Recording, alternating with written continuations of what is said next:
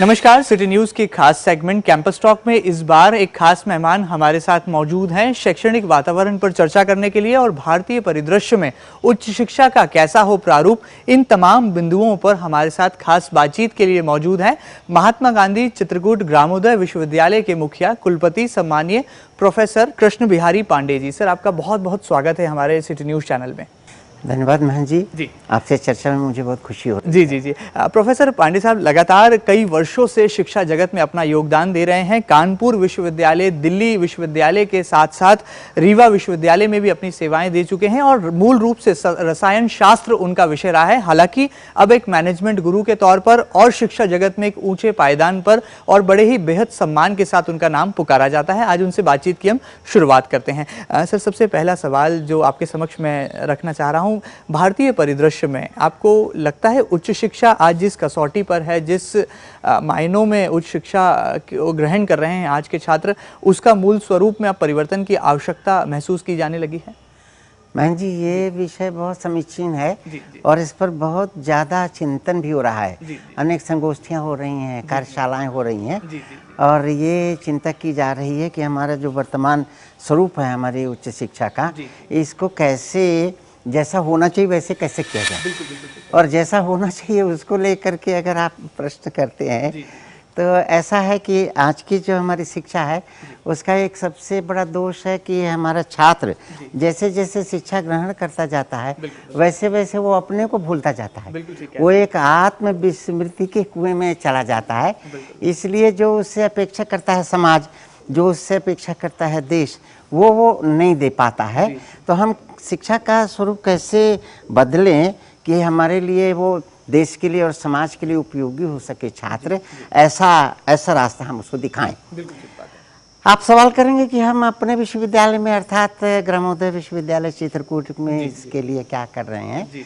तो ग्रामोदय विश्वविद्यालय चित्रकूट पूज्य नानाजी देशमुख का स्थापित किया हुआ विश्वविद्यालय है और जो विषय मैंने आपके सामने रखा उसी उद्देश्य को ध्यान में रख करके उन्होंने विश्वविद्यालय की स्थापना की थी। इसीलिए उसका नाम भी उन्होंने ग्रामोदय रखा था, क्योंकि उनका सोचना था कि हम अगर गाँव को ऊपर ले आएंगे किसी भी तरीके से, विशेष रूप से विश्वविद्यालयों में शिक्षा के माध्यम से अगर गाँव को ऊपर ले आएंगे तो पूरे समाज की तरक्की होगी, पूरे देश की तरक्की होगी। तो उस विश्वविद्यालय में हमारी ये कोशिश रहती है कि छात्र कुछ भी पढ़े। जैसे हमारे विश्वविद्यालय में इस समय 5 प्रकार के संकाय चलते हैं। इंजीनियरिंग संकाय है, मैनेजमेंट संकाय है, कृषि संकाय है और कला संकाय और विज्ञान संकाय है। किसी भी संकाय का छात्र हो उसके लिए ये जरूरी रहता है कि वो गाँव में जाए, गाँव को देखे, गाँव से सीखे और दूसरा गांव के लिए कुछ करने का संकल्प मन में ले।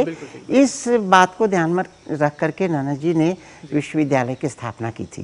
प्रारंभ के वर्षों में इस पर बहुत जोर रहा। हम ये नहीं कहते कि इस चीज़ को अच्छी तरह से हम हासिल कर पाए हैं, परंतु चूंकि स्थापना ही इस बात को ध्यान में रख के हुई है तो अन्य विश्वविद्यालयों की तुलना में हमारा विश्वविद्यालय फिर भी भिन्न है, अंतर है। और उसमें जिस चीज़ को हम सबसे ज़्यादा क्लेम करते हैं कि हमने क्या हासिल किया है, तो हम संस्कार देने में काफ़ी सफल हुए हैं। हम प्रत्येक छात्र को ये कोशिश करते हैं कि उसके पाठ्यक्रम के अतिरिक्त वो 1 घंटे की प्रार्थना सभा में बैठे। ये प्रयोग बहुत सफल रहा है। 1 घंटे की जो हम प्रार्थना सभा करते हैं उसमें सरस्वती की प्रार्थना के साथ साथ सर्वधर्म प्रार्थना, देश समाज में क्या हो रहा है उसके बारे में चर्चा, अपने धर्म ग्रंथों के बारे में थोड़ी चर्चा और किसी महापुरुष के बारे में कुछ चर्चा कहना और उनके प्रेरक कार्यों को याद करना। इन सब विषयों को लेकर के संस्कार देने की हम कोशिश करते हैं अपने छात्र को और उसका परिणाम भी मिला है। सर, एक सवाल मेरे यहाँ पर जहन में आता है। भारत को कृषि प्रधान देश कहा जाता है और ऐसा कहा जाता है कि भारत जो मूल भारत है वो गाँव में बसता है। ऐसे में महात्मा गांधी चित्रकूट ग्रामोदय विश्वविद्यालय की भूमिका कितनी सार्थक है आज के आधुनिक युग के बदलते परिवेश में? जी, वो मैंने प्रारंभ में ही आपसे चर्चा कर दी कि हम छात्र को गांव से जोड़े रहते हैं, बार बार प्रयास करते हैं कि उसका गांव न छूटे। जैसा हमने शुरू में कहा भी कि हमारी ये शिक्षा का दोष है कि जैसे जैसे शिक्षा पाता जाता है वो अपने अपने गांव को भूल जाता है, अपने घर को भूल जाता है, अपने परिवेश को भूल जाता है, अपने खेत को भूल जाता है, और वो कहाँ पहुंच जाता है, उसके निगाह में वो अमेरिका आ जाता है, जर्मनी आ जाता है, जापान आ जाता है, इंग्लैंड आ जाता है। हमारी ये कोशिश होती है कि वहाँ की अच्छी बातों को वो जाने और सीखे, परंतु अपने मूल से वो जुड़ा रहे। इसके लिए हमने हर छात्र के लिए ग्राम प्रवास अनिवार्य कर दिया है। वो अपनी पढ़ाई करते करते वर्ष में 2 बार वो गांव में जाए, और जाए का मतलब ये नहीं गांव में जाकर के ये दिखाए कि हम बीटेक कर रहे हैं या हम एमबीए कर रहे हैं, ये नहीं। गांव में जाकर के गांव से सीखे, गांव को जाने, और उस समय वो ये बनाए अपने मन में संकल्प कि हम गांव के लिए क्या कर सकते हैं। ये हमारे पाठ्यक्रम में है, इसका हम पूरी तरह से पालन करते हैं, और ऐसा हमको लगता है कि हमारे छात्रों में वो बात जाती है, वो संस्कार दे पाए हैं, मतलब सफल आप रहे हैं। जी बिल्कुल ठीक बात है, बहुत अच्छी बात कही सर। लंबा आपका अनुभव है और शिक्षा जगत में आपका योगदान भी सालों साल से याद किया जाता है, और आपकी लोकप्रियता देश भर में जिस सम्मान के साथ आपके नाम को पुकारती है वो कहीं ना कहीं छात्रों के लिए भी एक प्रेरणा का स्वरूप है। आगे बढ़ते हैं सर, आज के दौर का जो छात्र है उसके लिए आदर्श संहिता आपकी नज़रों में कैसी होना चाहिए, कैसा हो आज के यानी कि आधुनिक युग के बदलते परिवेश का आदर्श छात्र आपकी नज़रों में? मैं संहिता के रूप में तो कोई चीज़ नहीं कहना चाहूँगा, परंतु दुनिया जिस तेजी से बदल रही है उस तेजी से हमारा नौजवान उस पूरे बदलते परिदृश्य को, परिवेश को अपने में ग्रहण करे, पहली चीज। परंतु वो अपने को अपने मूल से जोड़े रहे। ये दोनों बातें उसको संपूर्णता प्रदान करेगी। अगर वो अपने मूल से उखड़ा नहीं और उसके साथ साथ बदलती हुई दुनिया को अपने में उसने हासिल कर लिया तो बहुत सफल रहेगा, बहुत अच्छे से देश की और समाज की सेवा कर सकेगा। बिल्कुल ठीक बात है। सर आगे बढ़ते हैं, आज सूचना और क्रांति का युग है। कंप्यूटर टेक्नोलॉजी जो है हर विषय में अपना समावेश कर चुकी है, हर विषय में जो है तकनीक का इस्तेमाल किया जाने लगा है, या विषय की चाहे पढ़ाई के तौर तरीके की बात करें या आगे आने वाले उसके करियर की बात करें छात्र जीवन में, तो किस तरीके से सूचना क्रांति को आप दृष्टिगत रखते हैं? और लगता है वाकई में आज ग्रामोदय विश्वविद्यालय को भी सूचना क्रांति से जोड़कर देखा जाने की जरूरत है? जी जी, ये तो आज हमारा जो व्याख्यान होगा अगर आप उसमें उपस्थित रहेंगे तो देखेंगे कि हमने पूरे तौर पर ये सूचना क्रांति का जो लाभ है उसको लेने की और अपने छात्र तक पहुंचाने की कोशिश की है। हम ई लर्निंग और ई टीचिंग पर बहुत ज़्यादा जोर दे रहे हैं और उसका परिणाम मिल रहा है।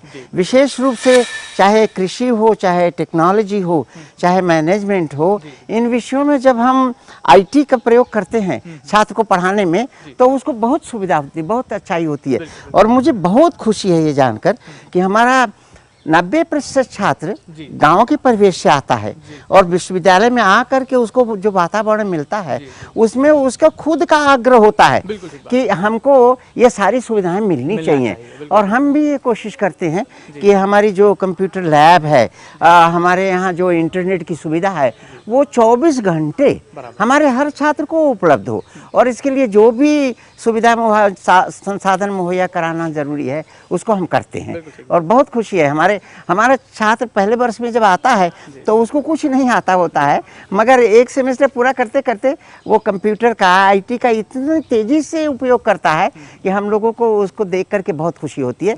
और आपको एक बहुत अच्छी बात बताएं कि आईटी में हमारे पास जो हमारा पुराना स्टाफ है, चाहे टीचिंग स्टाफ है, चाहे दफ्तर का स्टाफ है, वो उतना तज्ञ नहीं है जितना ये नया लड़का तज्ञ हो जाता है, क्योंकि इसी ग्रहण करने की शक्ति बहुत अच्छी है।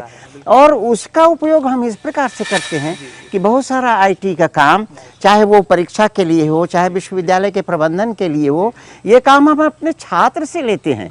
और उसके लिए हमने एक प्रावधान कर रखा है कि हम अर्न व्हाइल लर्न की एक योजना चलाते हैं जिसमें हम छात्र से इस प्रकार का काम लेते हैं और हम उसको कुछ राशि, कुछ मान दे देते हैं। तो कई बार तो ऐसा लगता है कि कोई छात्र आया, उसके पास वो फीस देने को नहीं है, वो पूरी शुल्क नहीं दे सकता है, अक्षम। परंतु वो अर्न बाय लर्न का काम उसको देते हैं तो इतना मन लगा करके इतनी तज्ञता से करता है कि कई छात्रों को हमने उस विधा में उसकी फीस जमा कराई विश्वविद्यालय में और उसको एक प्रकार से आत्मनिर्भर बनाया। तो ये जो आपने आईटी की बात चलाई, ये गांव का हमारा लोग कई लोग हमारे विश्वविद्यालय को गांव का विश्वविद्यालय कहते हैं, क्योंकि गांव का छात्र है इसलिए हम भी मानते हैं कि हमारा गांव का विश्वविद्यालय है। पर गांव के विश्वविद्यालय का छात्र इतना परिश्रम करता है, ये ऐसी नवीन विधियों को इतनी जल्दी ग्रहण करता है, ये बहुत खुशी की बात है और बहुत बड़ी आशा की किरण है। बहुत अच्छी बात है और कहीं ना कहीं एक अनुकरणीय पहल है और मुझे और खास तौर पर शिक्षा जगत के तमाम बड़े नामों को भी अब ऐसी उम्मीद और इस तरह के संकल्प की ज़रूरत है ताकि अर्न बाय लर्न का जो कॉन्सेप्ट है ये देश भर के विश्वविद्यालयों में अमल में लाया जा सके। आगे बढ़ते हैं सर, किस तरीके से महात्मा गांधी चित्रकूट ग्रामोदय विश्वविद्यालय देश के अन्य विश्वविद्यालयों से अपनी एक अलग पहचान रखता है और किस तरीके से इसका सिस्टम यानी कि व्यवस्था तंत्र बेहद ही अलग है तमाम विश्वविद्यालयों की तुलनात्मक रूप से देखें? अब 2-3 चीजें तो हमने पहले ही आपको बयान कर दी कि हम किस प्रकार से अपने, फिर भी आपका आकलन क्या है तमाम चीजों को? हम तो ये कहेंगे कि जब हम अपना प्रेजेंटेशन करते हैं कहीं, जब अनेक बार अपने सभी मध्य प्रदेश के विश्वविद्यालय इकट्ठे होते हैं और उनका प्रदर्शन होता है, तो हम अपना जब प्रदर्शन करते हैं तो हमारे कई चीज़ों के लिए सभी लोग आश्चर्यचकित हो जाते हैं कि क्या ऐसा किसी विश्वविद्यालय में हो सकता है। अर्थात जो हमने प्रार्थना सभा की बात की, जी बिल्कुल ठीक कह रहे हैं, सुन करके लोग दांतों तले उंगली दबाते हैं कि बीटेक का छात्र और एमबीए का छात्र क्या प्रार्थना सभा के लिए कभी सभागार में ऐसे उपस्थित होता है। परंतु हमने इस प्रयोग को और आगे बढ़ा करके देखा कि इस साल हम सत्र के प्रारंभ में 15 दिन का एक ओरिएंटेशन कोर्स किया छात्रों को और उसमें उनको सवेरे 5:30 बजे बुलाया। पहले लोगों को ये शंका थी कि 5:30 बजे आएगा कौन छात्र, परंतु बरसात का समय होने पर भी पानी बरसते हुए पानी में 5:30 बजे छात्र आकर के खड़ा हो जाता था। पूरे हमारे 2500-3000 छात्र वो खेल के मैदान में एक साथ खड़े होते थे, एक साथ वो प्राणायाम करते थे, एक साथ योग करते थे और उसके बाद 1 घंटे का उनको किसी बड़े विद्वान को बुला करके व्याख्यान हम करवाते थे और फिर उनको उनके संकाय में भेजते थे। संकाय में उनको जरूरी हिदायतें दी जाती थी कि इस वर्ष आपका पाठ्यक्रम क्या रहेगा, इस वर्ष आपको और क्या क्या करना होगा। ऐसा हमने एक उन्मुखीकरण कार्यक्रम किया। वो 15 दिन के पूरे चित्र सहित हमारे पास चीज़ें उपलब्ध हैं और लोग उसको देख करके आश्चर्य करते हैं कि छात्रों को इस तरह से आकर के एकत्रित हो जाना और अनुशासन सहित रहना पूरे 1 दिन नहीं पूरे 15 दिन, वो एक आश्चर्य का विषय था। उससे मुझे लगा कि हमारे छात्रों को बहुत संस्कार मिला है और आगे उनके पूरे जीवन भर वो काम आता रहेगा। बिल्कुल, और कहीं ना कहीं एक आदर्श भी प्रस्तुत किया है यहाँ पर महात्मा गांधी चित्रकूट ग्रामोदय विश्वविद्यालय ने, इसमें कोई दो राय नहीं है। आगे बढ़ते हैं सर, आपका सफरनामा कैसा रहा? शिक्षा जगत में लगातार 40 वर्षों से आपकी सेवाएं और सतत रूप से विश्वविद्यालय के मुखिया की भूमिका, किस तरीके से आज आप इस पड़ाव पर जो है तमाम अपने अनुभव को याद करते हैं और वो कौन से संस्मरण होंगे जो आज आप सिटी न्यूज़ के दर्शकों के साथ साझा करना चाहेंगे? ऐसा है, आपको बताया हमने प्रारंभ में कि मेरे 40 वर्ष का शिक्षकीय जीवन का अनुभव है, परंतु इन 40 वर्षों में मैंने एक दिन भी अपने को शिक्षक के रूप में नहीं माना। मैं विश्वविद्यालय में जैसे पढ़ता था या अपने विद्यालय में जैसे पढ़ता था, स्कूल में जैसे पढ़ता था, मैं उसी रूप में अपने को रखे रहा और हर प्रत्येक दिन अपने शिक्षकीय जीवन का अथवा कुलपति के रूप में कार्य करने का अथवा लोक सेवा आयोग के अध्यक्ष के रूप में काम करने का भी जो हमारा समय रहा, उस समय भी हमने अपने को छात्र के रूप में प्रस्तुत करके सारी बातों को सीखने की, ग्रहण करने की कोशिश की और उसका बहुत हमको लाभ मिला।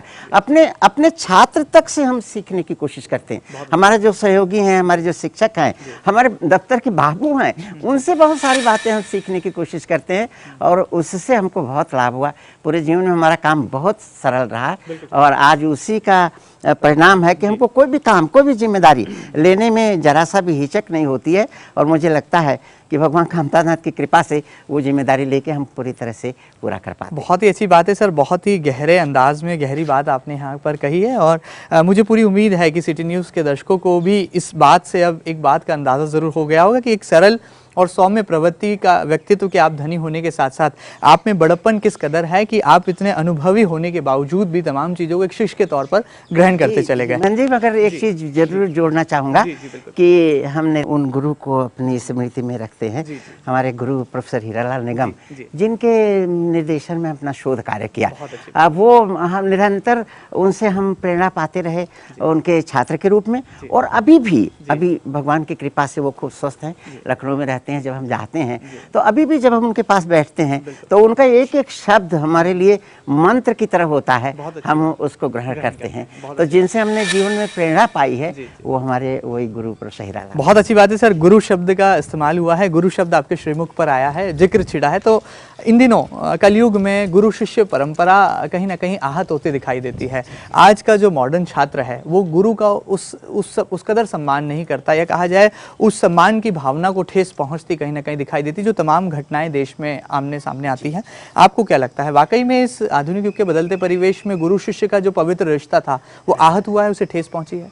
उसमें तो महेंद्र जी आप कहेंगे कि मैं अतिशयोक्ति कर रहा हूँ। दोष गुरु का है, शिष्य का बिल्कुल नहीं है। जब भी शिष्य के सामने, छात्र के सामने हम एक गुरु के रूप में अपने को प्रस्तुत करते हैं तो वो तो अपने आप स्वाभाविक रूप से उसका मस्तक झुक जाता है हमको हमारे प्रति सम्मान में। इसलिए जो समाज में दोष आए हैं वो वही दोष जब गुरु के अंदर आ गए हैं तब ये छात्र का सम्मान गुरु के प्रति घटा है। हमको अपने उस सम्मान को फिर प्राप्त करने के लिए फिर से अपने को गुरु के रूप में प्रस्तुत करना होगा, और इसके लिए कहीं किसी से सीखना नहीं है।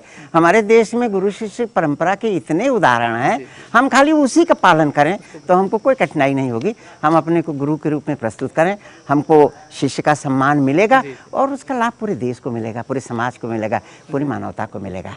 बहुत बहुत शुक्रिया सर, बहुत अच्छी और बहुत गहरी बात आपने यहाँ कहीं। जाते जाते उन तमाम आपके शिष्यों के लिए क्या आपका संदेश होगा, और जो देश भर के होनहार छात्र हैं जो वाकई में इस देश की युवा पीढ़ी में अपनी भागीदारी निभा रहे हैं और देश निर्माण के लिए अपने कदम बढ़ा रहे हैं, उनके लिए गुरु आदरणीय पांडे साहब का, सम्मानीय कुलपति महात्मा गांधी चित्रकूट ग्रामोदय विश्वविद्यालय का क्या संदेश होगा? हम तो बहुत संक्षेप में उस संदेश को रखते हैं अपने शिष्यों के सामने। अपने को याद रखो, अपने मूल को याद रखो, अपने समाज को याद रखो जहाँ से आए हो, अपने देश को याद रखो, बाकी सब चीजें अपने आप हो जाएंगी। बहुत अच्छी यहाँ पर बात कही आदरणीय प्रोफेसर कृष्ण बिहारी पांडे साहब ने, और महात्मा गांधी चित्रकूट ग्रामोदय विश्वविद्यालय के मुखिया यानी कि कुलपति होने के नाते उनका जो लंबा अनुभव रहा शिक्षा जगत में अब तक, और जो तमाम अनुभव का निचोड़ है वो कहीं ना कहीं उनके श्रीमुख से इन शब्दों की अभिव्यक्ति के जरिए साफ तौर पर झलकता है। और लगातार जो उनकी सरलता और सौम्यता है उसके कायल देश भर के होनहार और प्रतिभाशाली छात्र भी है, इसमें कोई दो राय नहीं। बहुत बहुत शुक्रिया प्रोफेसर पांडे साहब की आपने सिटी न्यूज़ से खास बातचीत की। उम्मीद करते हैं प्रोफेसर पांडे साहब ने जो सपना संजोया है इस आधुनिक भारत के निर्माण का और युवाओं में आदर्श को निरूपित करने का, वो जरूर से साकार होगा। और आने वाले दिनों में प्रोफेसर पांडे साहब के शिष्य इस देश का नाम पूरे विश्व में एक अलग और ऊंचे पायदान पर लेकर जाएंगे। कैंपस टॉक के इस खास सेगमेंट में फिलहाल इतना ही। अगली बार फिर मुलाकात होगी शिक्षा जगत की एक और जानी मानी हस्ती के साथ। तब तक मुझे और सिटी न्यूज़ की पूरी टीम को इजाजत दीजिए, कैमरा पर्सन राकेश राठौर के साथ। धन्यवाद, नमस्कार।